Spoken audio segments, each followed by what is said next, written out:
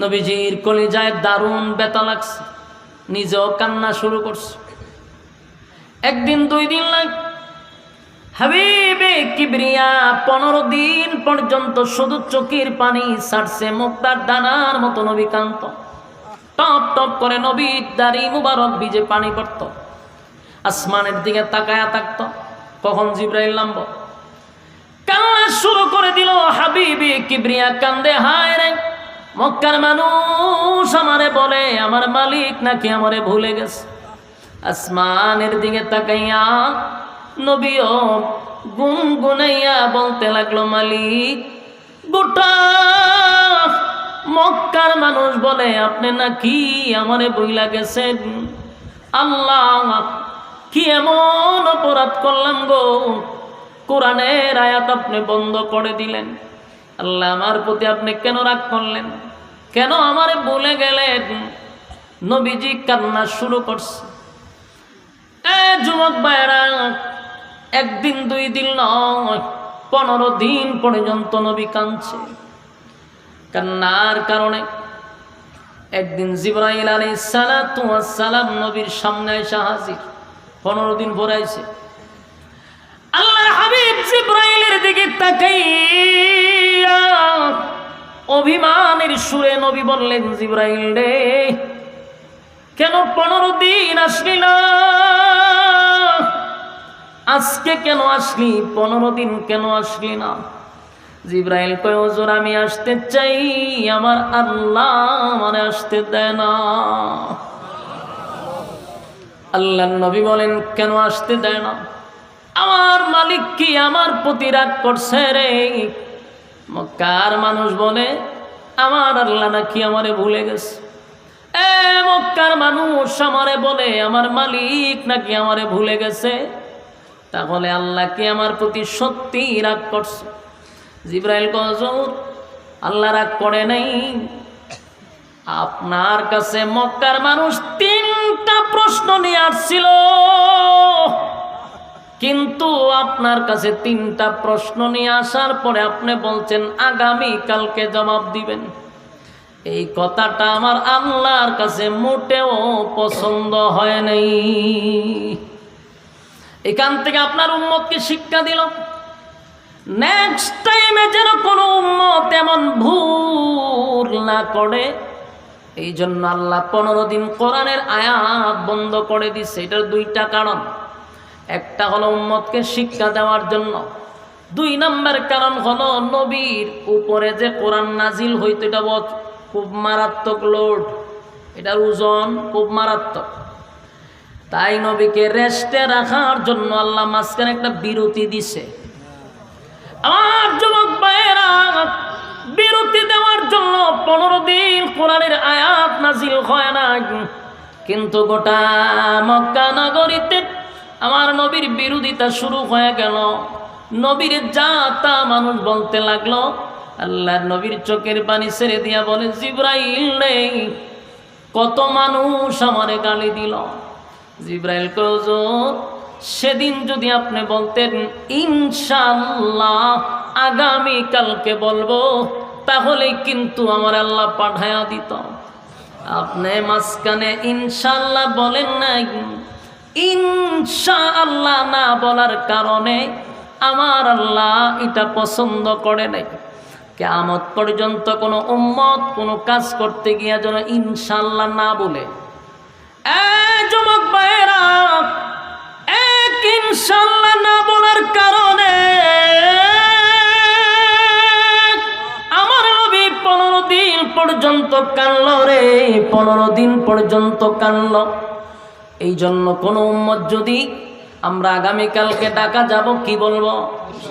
ইনশাআল্লাহ আগামীকালকে ডাকা যাব, ইনশাআল্লাহ মাহফিল শেষ করে বাড়িতে যাব, ইনশাআল্লাহ আমি খানা খাবো। সব কাজের শুরুতেই ইনশাআল্লাহ। কারা কারা ইনশাআল্লাহ বলবেন? সব কথায় হাত তুলেন, বলুন আমরা সব কাজে বলবো ইনশাআল্লাহ। আমরা কি কোনো সময় ইনশাআল্লাহ ভুলে যাব? ইনশাআল্লাহ বলবো না। কারণ আমার নবী ইনশাআল্লাহ না বলার কারণে 15 দিন কাঁদছে, কিন্তু আমার নবী তো ভুলে যায় নাই। আমার নবীরে আল্লাহ ভুলাইয়া দিছে। বলুন, নিজে নবী বলছে না, আল্লাহ ভুলাইয়া দিছে? আল্লাহ বলাইছে উম্মতরে শিখানোর জন্য। আমার যুবক ভাই, নবীর চোখের পানি দেখে আল্লাহ বলে, বন্ধু কাইন্নাল্লাহ, আপনার চোখের পানি আমি আল্লাহ বরদাস্ত করতে পারি না। 15 দিন আপনার কলিজায় দারুণ ব্যথা লাগছে। মানুষ আপনারা নিয়ে সমালোচনা করছে, মানুষ আপনারে গালি দিছে গো নবী। জানি আমি আল্লাহ সব জানি, তাই সান্ত্বনা দেওয়ার জন্য সূরা দুহা নাজিল করছে। সূরা দুহা নাজিল হওয়ার কারণটা বুঝতেছেন? 15 দিন আয়াত বন্ধ হওয়ার পরে যেই সূরা নাজিল হয়েছিল সূরা দুহা, আর এই হলো সূরা নাজিল হওয়ার শানে নজর। নাজিল হওয়ার কারণটাই হলো এটা। আল্লাহর নবী 15 দিন কান্নার পরে সূরা দুহা নাজিল করে আমার আল্লাহ 2টা কসম করছে। বলুন কয়টা? 2টা কসম করিয়া আল্লাহ রাব্বুল আলামিন বন্ধুরে সান্ত্বনা দিছে।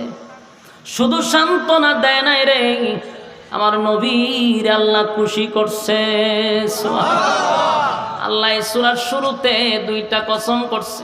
ওয়াদ-দুহা, দিনের আলোর কসম, ওয়াল-লাইলি ইযা সাজা, রাতের অন্ধকারের কসম।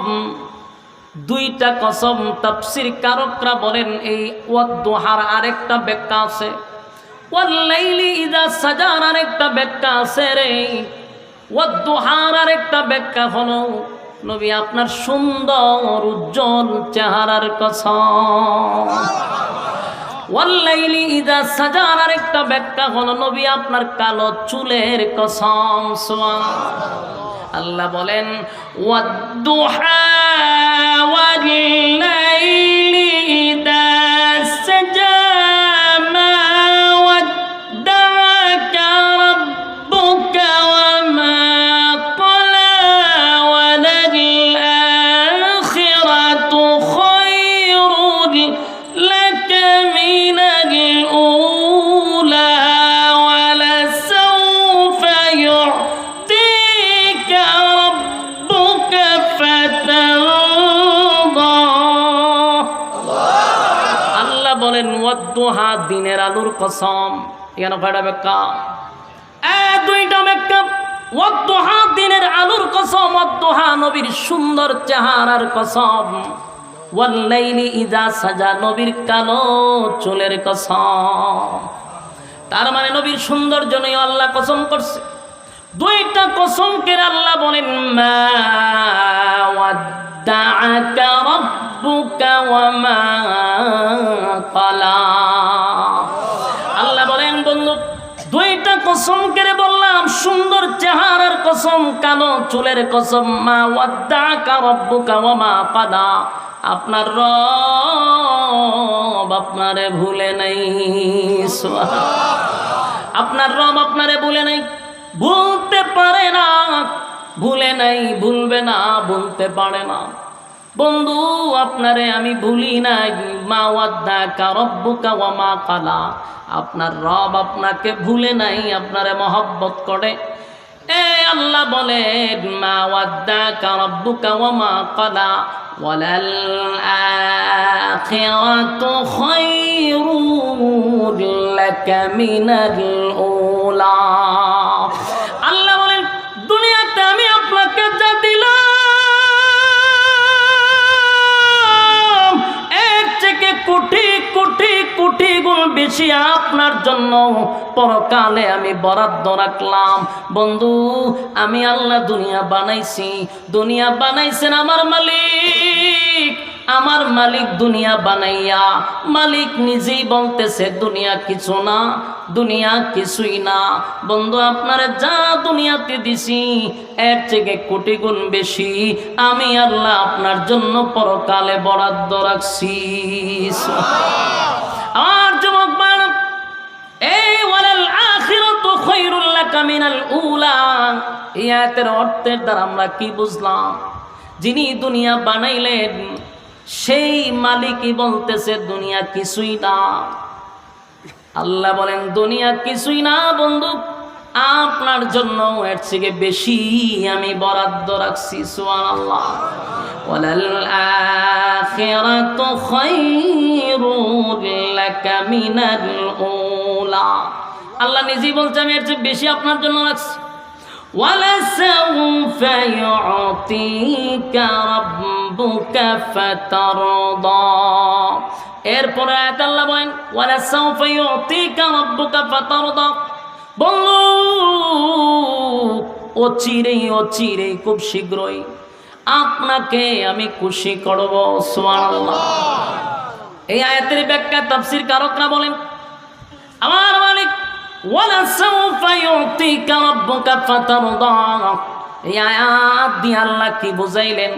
শীঘ্রই আপনার বন্ধু আপনাকে খুশি করবে। তার মানে দুইটা ইঙ্গিত পাওয়া যায়, একটা হলো মক্কা বিজয় আর একটা হলো মেরাজের রজনী। আল্লাহ মেরাজের রজনীতে 7 আসমান টপকাইয়া বন্ধুরে আরশে আজিমে নিয়া বন্ধুরে বন্ধুর পাশে বসাইয়া বন্ধুর সঙ্গে বন্ধুর সাক্ষাৎ। এটা হতে পারে দুইটা কারণ। ওয়ালাসাউফা ইউতিকা রাব্বুকা ফাতারদা, এই যুবক ভাইরা, মুরব্বী বাবারা, কথাগুলি একটু দিলের কান লাগায় শুনেন। আমি জানি এই ওয়াজ আপনাদের এলাকায় চলে না, ভালো ফান না, আমি জানি, কারণ এক এক জায়গায় এক এক রকম ওয়াজ। কোন জায়গায় বেশি গিচ্ছা কাহিনী চলে, যত কাল্পনিক গল্প পাবলিকের সামনে বলা যায় তত পাবলিক খুব আনন্দিত হয়। বক্তা একটাই যে খান দায় হুতা এলিছে, কিন্তু এটা যে গাঁজাখুরি কথা কতগুলো শোনাইছে, কোরআনের একটা আয়াত নাই, সবগুলা কাল্পনিক গল্প এরম বক্তায় আপনারা খান দায় যায়। কিন্তু কোরআনের কথাগুলি একটার পর একটা আয়াত দিয়ে বুঝাইতেছি, একটার পর একটা মানুষ উঠতেছে, মানে এটি মজা লাগে না? আমি পাবনাতে বেশি প্রোগ্রাম করতাম একটা সময়, তো পাবনাতে গেছি, পরে আমার মানুষের হুজুর এই ওয়াজ চলবে না, তাফসির খাইবে না, আপনি গল্প বলেন, হৃদয় বিদারক। আমি বললাম যে গাঞ্জাগুড়ি গল্প আমার জীবনে কোনো মাহফিলে বলিও নাই, আমার দ্বারা এখানে ওয়াজ করা সম্ভব না। এই ভাবনা জীবনে লে সারলাম, খুব ডিমান্ডে আমার নিত, কিন্তু এর আগের যে বক্তা আনতো তাহার আড়াইতে কিচ্ছা কাহিনী করতো আর খান্দাইতো হাসাইতো, আমি পারি না। আমার প্রতিটা আলোচনা আমি কোনো না কোনো একটা বিষয়ের ভিতরে আমি অল্প এলেমের মানুষ বোঝানোর চেষ্টা করি, কিন্তু সব অঞ্চলে ওয়াজগুলা খায় না। আমাদের সিলেটের একটা মজা কি জানেন? সিলেটে আপনি প্রোগ্রাম করতে যাবেন তো পোস্টার আপনার বিষয় দেওয়া থাকবে। আমরা ওই এলাকার মানুষ, বিষয় ছাড়া কোনো আলোচনা আপনাকে বসতে দিবে না। আয়াত নাম্বার লেখা থাকবে, এই আয়াত থেকে এই আয়াত হলো আপনার ওয়াজ। আমরা এইভাবে করতে করতে অভ্যস্ত হয়ে গেছি, তাফসিরের হাইসিয়তে যতটুকু পারা যায় বলার চেষ্টা করি, কিন্তু এই ওয়াজ করে ভাই সব পাবলিকও খায় না। আমি বইছি পত্রিকা 1 2 জন 3 জন করে উড়ে, খালি উড়ে। এখন যদি আমি মনে করেন সাপের গিচ্ছা কইতাম, ব্যাঙের গিচ্ছা কইতাম, তাহলে কিন্তু আমিও খান দিতে পারলাম। হইলে এগুলা বইলা 4 পয়সার কোনো ফায়দা হবে? হ্যাঁ, কথা কর না তো। সারা রাত তোমার শুনলেন ব্যাঙের গিচ্ছা, সাপের গিচ্ছা, তো লাভটা কি হলো? আমার কম বেহুদা সময়টা নষ্ট করলেন। আর এখানে যে বলছেন কোনো কিছু না বুঝেন, প্রতিটা আয়াত না বুঝেন, একটা অক্ষরে কইরাও 10টা নাকি আপনার অ্যাকাউন্টে জমা হচ্ছে, প্রতিটা অক্ষরে 10টা করে নাকি জমা হচ্ছে। এরপরে যদি ভালো না লাগে বুঝবেন কপাল পুড়ে গেছে আপনার, আপনি কোরআনের আলোচনা শোনার যোগ্য নয়, গিচ্ছা শোনার যোগ্য। তাহলে ওই গিচ্ছা অন্যান্য বক্তা আছে, এদের সামনে বসবেন, কাল্পনিক গাঁজা করি কথা বইলা বইলা পুরা মাহফিল গুলারে দিছে একবার 12টা বাজে। আল্লাহ আমাদেরকে এই সমস্ত লোকদের কাছ থেকে হেফাজত করে গান। কথা কি মনোযোগ দিতেছেন? এই সূরার শুরুতে 2টা কসম। এখন 2টা কসম করে আল্লাহ কি বললেন? যে আমি আপনাকে ভুলি নাই। মূল কথা হলো, কেউ যদি আপনার সঙ্গে অভিমান করে, আপনার সাথে যদি বন্ধুত্বের রাগ হয়, বন্ধুদের সাথে বন্ধুর অভিমান হয়, তখন রাগ ভাঙানোর জন্য যা যা করা দরকার মানুষ তা করার চেষ্টা করে। ঠিক এই প্রতিটা আয়াতের দিকে আপনি লক্ষ্য করে দেখেন, আল্লাহ নবীর আল্লাহ খুশি করার জন্য প্রতিটা আয়াতে কি পরিমাণ কথা বলছে। প্রতিটা আয়াতেই ছিল নবীর শুধু খুশি করার জন্য। আমি আয়াতের দিকে একটু লক্ষ্য করেন, ওয়াদ্দুহা মানে সূর্যের আলোর কসম, আপনার চেহারার কসম। ওয়াল্লাইলি ইযা সাজা, আপনার চুলের কসম, মা ওয়াদ্দাকা রাব্বুকা ওয়া মা ক্বালা, আপনার রব তো আপনাকে ভুলে নাই, কসম কসম আপনার রব আপনাকে ভুলে নাই। তার মানে নবী দুঃখিত ছিল, মানুষ বলছিল যে আপনাকে ভুলে গেছে, আল্লাহ কয় কসম কসম ভুলি নাই। সুবহানাল্লাহ। এরপর আয়াতে কয় ওয়ালাল আখিরাতু খায়রুল লাকা মিনাল উলা, বন্ধু দুনিয়ায় যা দিছি এর থেকে কোটি গুণ পরকালে বরাদ্দ রাখছি। এরপর আয়াতে বলে ওয়ালা সাউফা ইউতিকা রাব্বুকা ফাতারদা, ও চিরেই শীঘ্রই আপনাকে খুশি করব। আচ্ছা, এই যে আয়াতগুলি শুনলেন, প্রতিটা আয়াতে কি বোঝায়? নবীরে খুশি করা, কথা হয় না? তার মানে সূরা দুহা পুরাটাই নবীরে খুশি করালে নাজিল করছে, সান্ত্বনা দেওয়ার জন্য নাজিল করছে। আল্লাহ বলেন ওয়ালা সাউফা ইউতিকা রাব্বুকা ফাতারদা, খুব শীঘ্রই আপনাকে আমি খুশি করব। এরপরে কি বলেন? আলাম ইয়াজিদকা ইয়াতীমান ফাআওয়া, আল্লাহ কয় আপনি কি এতিম ছিলেন না? আপনাকে আমি এতিম অবস্থায় পেয়েছিলাম। এই কথাগুলি কেন বলতেছে এরপর একটু বুঝাবো। এর আগের আয়াতগুলো তো বুঝতে পারছেন।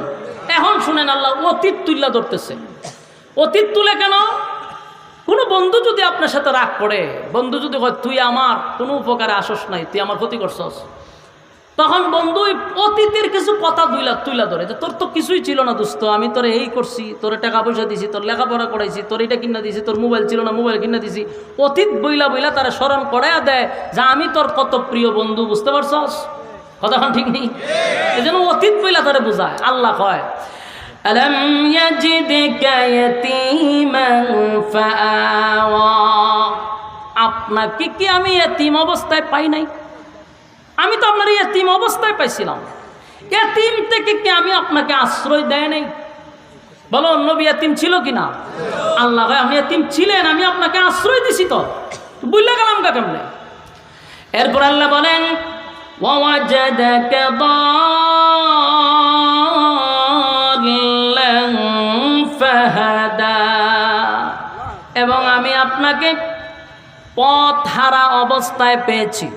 পথ হারা অবস্থা মানে এই যে লোকটার মা না থাকে, বাবা না থাকে, গার্জিয়ান না থাকে রে, এই ছেলেটা টুকাই হয়, কথা হয় না?